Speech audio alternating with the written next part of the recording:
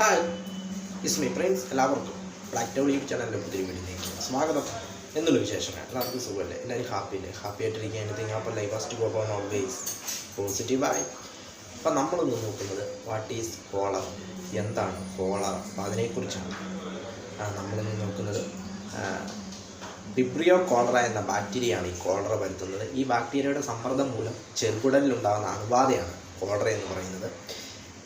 ഈ എക്സ്പോഷർ ആരംഭിച്ച് 2 മണിക്കൂർ മുതൽ 5 ദിവസത്തിനുള്ളിൽ രോഗം പിടിപെടാം. ഇതിൻ്റെ രോഗലക്ഷണം എന്ന് പറയുന്നത് കടുത്ത വയറിളക്കമായിരിക്കും. കടുത്ത വയറിളക്കം പിന്നീട് നിർജ്ജലീകരണത്തിലേക്ക് നയിക്കും. കടുത്ത വയറിളക്കം, ഛർദി, പേശിവേദന എന്നിവയായിരിക്കും ഇതിൻ്റെ രോഗലക്ഷണം എന്ന് പറയുന്നത്. കടുത്ത വയറിളക്കം, അതായത് നിർജ്ജലീകരണം വൻതോതിൽ വലിയ വയറിളക്കമായിരിക്കും, വലിയ നിർജ്ജലീകരണമായിരിക്കും നടക്കുക. ഇത് സംഭവിച്ചു കഴിഞ്ഞാൽ ഇത് പ്രതിവർഷം ഏകദേശം 3 മുതൽ 5 വരെയുള്ള 3 to 5 ദശലക്ഷം ആളുകൾക്ക് ഇത് പിടിപെടുന്നുണ്ടെന്നാണ് കണക്കുകൾ പറയുന്നത്. അതായത് പ്രതിവർഷം ഏകദേശം 20,000 മുതൽ 1,30,000 വരെ മരണങ്ങൾ സംഭവിക്കുന്നുണ്ടെന്നാണ് WHO പുറത്തുവിട്ട കണക്കിൽ പറയുന്നത്.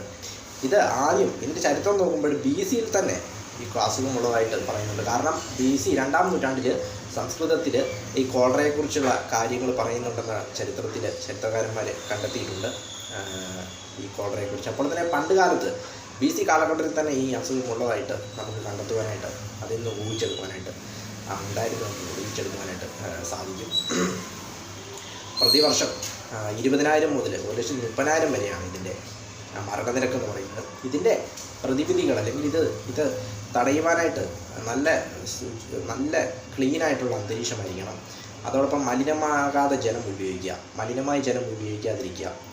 വെള്ളത്തിലൂടെയാണ് പ്രധാനമായിട്ടും ഇത് പകരുന്നത്. അന്തരീക്ഷങ്ങൾ അല്ലെങ്കിൽ ക്ലീനായിട്ടുള്ള നല്ല വൃത്തിയുള്ള ചുറ്റുപാടുകളായിരിക്കണം. അതോടൊപ്പം മലിനജലം ഉപയോഗിക്കാതിരിക്കുക. ഇങ്ങനെയൊക്കെ ചെയ്യാതിരിക്കുകയാണെങ്കിൽ നമുക്ക് ഈ രോഗത്തിൽ നിന്ന് രക്ഷപ്പെടുവാൻ സാധിക്കും.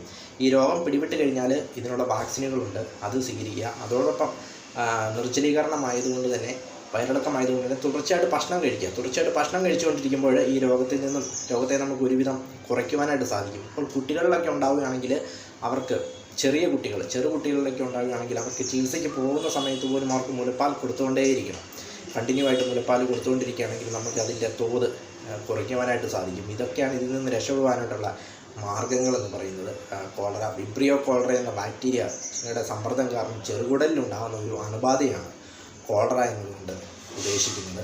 കോളറ എന്ന അസുഖം നല്ല ക്ലീനായിട്ടുള്ള അന്തരീക്ഷമായിരിക്കണം, ക്ലീനായിട്ടുള്ള ചുറ്റുപാടായിരിക്കണം, മലിനജലം ഉപയോഗിക്കാതിരിക്കുക. ഇങ്ങനെയൊക്കെ ചെയ്യാതിരിക്കുകയാണെങ്കിൽ നമുക്ക് ഈ രോഗം വരാതിരിക്കുവാനായിട്ട്, നമുക്ക് രോഗത്തിനെ മുൻകൂട്ടി തടയുവാനായിട്ട് നമുക്ക് സാധിക്കും. അതോടൊപ്പം ഇതിൻ്റെ ലക്ഷണങ്ങളെന്ന് പറയുന്നത് കണ്ണ് കുഴിയുന്നത്, അതോടൊപ്പം തണുത്ത ചർമ്മം, കൈകാലിലെ ചുളിവുകൾ, അതോടൊപ്പം നീല നിറം എന്നിവയൊക്കെ ആയിരിക്കും ഇതിൻ്റെ രോഗലക്ഷണങ്ങൾ എന്ന് പറയുന്നത്. നിർജ്ജലീകരണത്തെ കൂടാതെ വയറിളക്കം ഉണ്ട്, അതുകൂടാതെ കണ്ണൊക്കെ അകത്തേക്ക് കുഴിയുന്നതും, ചർമ്മത്തിലെ തണുത്ത ചർമ്മവും, അതോടൊപ്പം കൈകാലുകളിലെ ചുളിവുകളും, പിന്നെ നീല നിറവും ഒക്കെ ആയിരിക്കും ഇതിൻ്റെ മറ്റ് പ്രധാനപ്പെട്ട ലക്ഷണങ്ങളെന്ന് പറയുന്നത് കോളറ.